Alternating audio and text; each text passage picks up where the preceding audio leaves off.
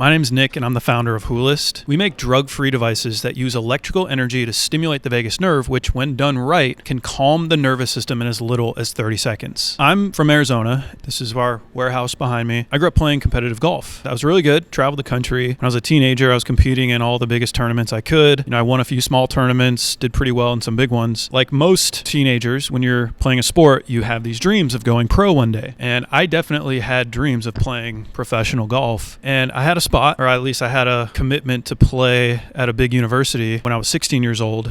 And then when I turned 17, the coach of that university got fired, and the new coach came in and wiped everybody off the team, including all the recruits. So I lost my spot pretty late in the game when you're a high school kid committing to go play college, within the next year. And at that time, it was pretty late to go get spots at other schools I was talking to. And for whatever reason, that just created a ton of anxiety in me, where it would manifest as these little mini panic attacks or anxiety attacks, like every time I'd go out and step onto the golf course. At this point forward, I would go out onto the golf course, and on the first tee, I'm having, my heart's in my throat, my vision gets a little blurry, my muscles are super tense, and that's pretty common. But for me, it was happening like every single tournament, and not even just first tee, but in the middle of the round, nights before tournaments, I'm having trouble sleeping, and I never experienced this before. So this is all pretty new to me. And, when I tell my coaches about it, they say things like, just breathe, just relax, go play your game. But when has that ever worked when you're in full-blown fight or flight? Like, that's kind of the problem, is when you're out there in the real world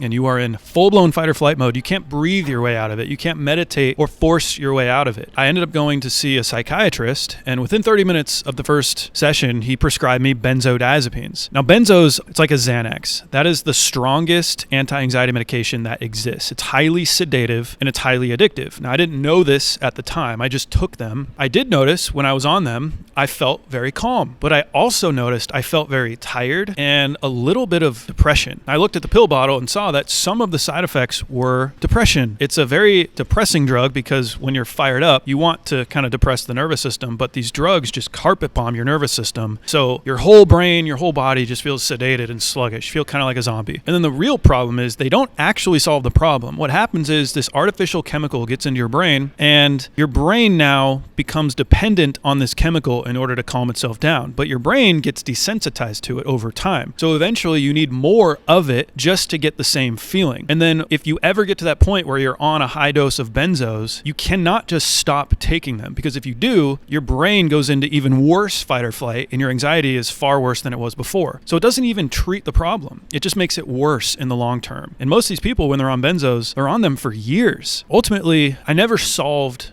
the problem of my own anxiety on the golf course. And that became my motivation. And instead of going to play golf, I decided to go get my PhD in biomedical engineering, because I wanted to study the nervous system, not from a psychological perspective, but from a real physical, like engineering perspective. I figured if I can go from 0 to 100 in like 3 seconds, why can't I go from 100 to 0 in the same amount of time? Like, there's something physical going on inside my nervous system. If I could just figure out what that was, maybe we could turn it off. Maybe we could shut it down and you can calm yourself down when you're out there. I didn't know what was possible. I didn't know what was out there, but during my PhD program, I learned about a lot of different cool technologies, but that's where I learned about what's called the vagus nerve. Now, the vagus nerve is the primary nerve that connects your brain to the lower part of your upper body. It goes from your brainstem all the way down into your gut, touches things like your heart, your lungs, your gut, helps with digestion, but its main role is to pull your nervous system out of that fight or flight state and back into rest and digest. So when it's working properly, most people get stressed out, but then when the stressor passes, the vagus nerve kicks in and then people can relax. It helps your nervous system come back to baseline. But for people who tend to get super stressed out, anxious, even panic attacks, what typically happens is the vagus nerve has gone silent. It's not doing its job. So in situations where there's no threat, your brain perceives it as a threat, you go into fight or flight and you just stay there. And it can last for hours, it can last for days, and it's a pretty miserable feeling. And so there was some research that showed how when you use electrical energy applied to the ear area, it's called the auricular branch of the vagus nerve, things like your heart rate come down, your muscle tension, your breathing rate, all those physical symptoms of stress and anxiety come down pretty quickly within a few minutes. And in my mind, I'm like, that's all I needed when I was on the golf course. If I could just get my physical symptoms under control, I could handle the mental side of things. I grabbed all the vagus nerve stimulators that were out there at the time, an earbud device and something you hold against your neck. And I took them out on the golf course,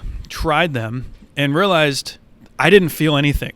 Like I felt the stimulation, I could feel that, but I didn't notice any calming effects. And I was just confused because I'm like, why does the research say that this is going to calm yourself, it's going to calm all these symptoms, but I'm not feeling it? Like there's so much promise here, but it's not working. And I realized the reason it didn't work in the real world is because the studies that were done early on were done in a very quiet, very controlled environment, like a lab or an office where there's not a lot of stressors going on. It's quiet. Usually it's like a couple people in the room. So generally it's easier to calm the nervous system. But when you're in the real world, you've got so many things happening. There's people watching you. There's time pressures. There's deadlines. So many variables that are affecting your nervous system are present in the real world that aren't present in an office environment or in a lab setting. In my mind, I'm like, that's cool that these vagus nerve stimulators have good data in an office environment, but we need something that works in the real world, something I can use when I'm out there and I don't have time to find a quiet space. I don't have time to do these long breathing or meditation techniques. I need something that works on the spot right now when I'm in a high stress situation. So that became my design project. Basically, it was how do we build a vagus nerve stimulator that does all those things, calms you down on the spot when you're out there. The first thought I had was, what if we just cranked up the stimulation? Like all these devices are putting out certain amounts of power. What if we just like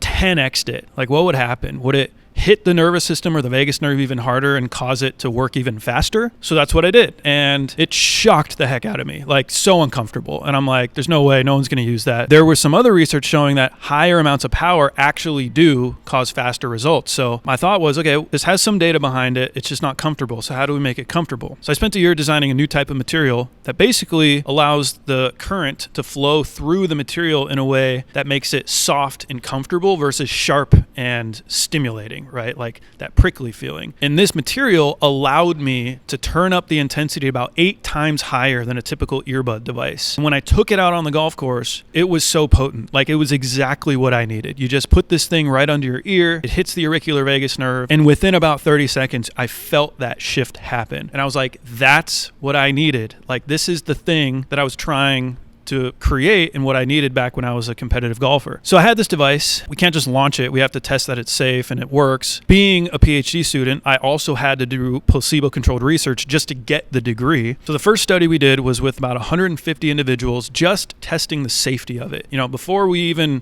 know if it works, we want to just make sure it's safe. So we recruited about 150 students from a university, healthy people, brought them in, and we did placebo-controlled studies where half the population got the active device, half got a placebo, which was a fake. Nothing was coming out of it. And all we wanted to look for was, does the real device create side effects that are not present in the fake? And we found that there were 0 differences in side effects, 0 difference in tolerability, and 0 differences in safety. It was equally as safe as a placebo. So that's the first thing that we were able to validate. The second was we did a study with a golf performance anxiety population. So we got 18 competitive golfers. Half of them got the real stimulation, half got a placebo. And we were able to demonstrate that the real deal was about 2 times more effective than a placebo. We saw a 36% average reduction in state anxiety, which is just 1 percentage point shy of a fast-acting benzodiazepine. Basically, that study validated that, at least in a real-world setting, our product is almost equally as effective as a benzo, but without the side effects. Now, the third study we did was with a group of PTSD and panic disorder patients. So these are people with real clinical anxiety, and it's usually like the worst of the worst. And in that study, we were looking for what percentage of people achieve a clinically meaningful relief rather than what's the absolute reduction. And for context, benzos, you get about a 73% rate of people achieve a clinically meaningful relaxation. And then things like breathwork meditation, you get about 20%. Now, with the VeRelief, after a single session, we had 67% achieve a clinically meaningful reduction in their state anxiety. So again, just more data showing that what we built, a high-intensity vagus nerve stimulator, is almost as effective as a benzo, but without the side effects. We had all this data, everything's looking good, and the final piece was, how do we design it for the actual real world? There's lots of vagus nerve stimulators, and to my knowledge, all of them are more meant for like a soft,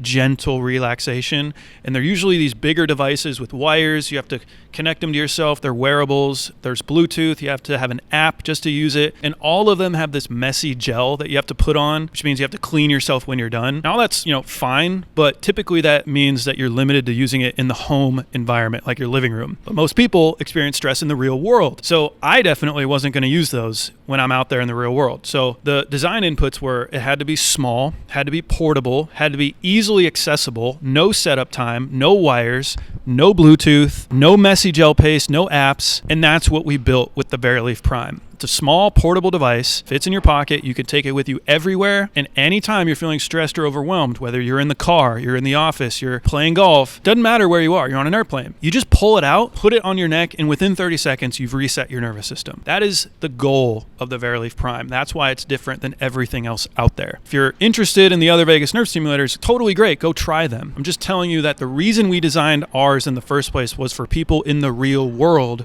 who are going out there and doing a lot of things, not people stuck in their living room. Now, we are on a mission to replace unnecessary benzodiazepine use. Yes, you can use it for general stress relief, you can use it to stop a panic attack, but there are 83 million prescriptions of benzodiazepines filled every year in the US, and no one's talking about it. Like, it's not a popular thing to talk about using benzos. There are so many people using it that it's still a massive problem that no one's solved yet. We know how dangerous they are, but no one's created something that could potentially replace your need for a benzo. I firmly believe that a large majority of people on benzos don't need them. They just don't know that other alternatives exist. So that is our mission. We are in business to help people get off of dangerous pills. We are a small team and we don't make a lot of these. So there's actually been times where we've sold out probably like 5 times. We have to go on pre-order. So at a minimum, our mission is really to get in front of people and saying, look, if you've got really bad stress, anxiety, or even panic attacks, try VeRelief first before you go take a drug. There may be situations where you need to sedate yourself, like before a surgery or an operation. For just getting through daily life, that's not a good thing. You don't want to be sedated. You want to be sharp and focused, but also calm. And that's why we made the VeRelief Prime. If you're interested in the VeRelief Prime, you can go to Hulis.com. We've got other products as well that are also really cool. And we know that vagus nerve stimulation is a fairly emerging category. I got my PhD. I understand everything about the vagus nerve. So if you have any questions at all about our product, other products, how the vagus nerve works, safety, whatever, drop them in the comments below. I'll do my best to answer them. VeRelief's not intended to replace any of these other techniques like breathwork meditation, but it enhances those things. You should still do your breathwork, still do your meditations, positive affirmations, visualizations, all those things. But sometimes you just need a little bit more to calm down. And that's exactly why we made VeRelief.